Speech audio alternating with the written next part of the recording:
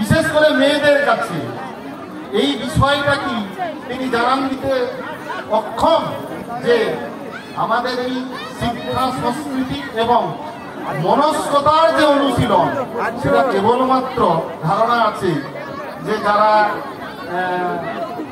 আমরা চর্চা করি ছেলেরা তাদের মধ্যে থাকবে, মেয়েদের মধ্যে থাকবে না।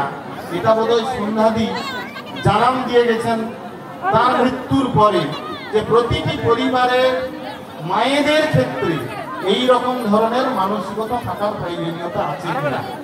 এই কথাটা খুব একান্তে আমি আর হরিরাম লালাই বলেছিলাম যে সন্ধ্যাদি আপনি যেটা কবিতা পড়লেন সেটা বড় কথা, আপনার এই বয়স এখনো সুচারু সুস্বাস্থ্য অধিকারী আমি বলবো না, কিন্তু কথাটা হচ্ছে এইভাবে আপনি যে এসে এখানে অন্যান্যদের কাছে দৃষ্টান্ত স্থাপন করছেন তখন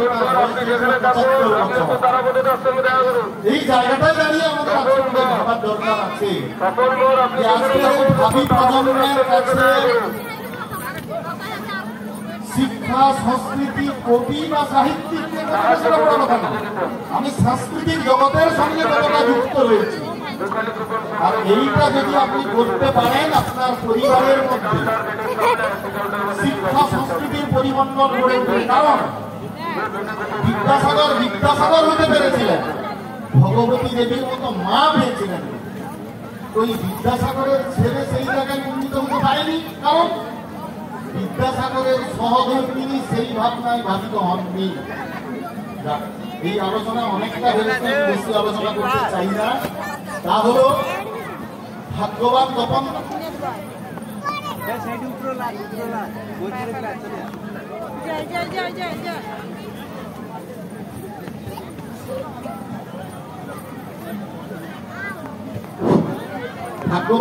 বাবু এবং তার পরিবার এই রকম ধরনের ভগবতী দেবীর মতো মা পেয়েছিলেন বলে তার পরবর্তী প্রজন্ম এবং উত্তরসূরি এই সংস্কৃতি চর্চা তার পরিবার সহ এলাকার প্রত্যেকটি মানুষের কাছে পৌঁছে দিতে সক্ষম হয়েছিলেন।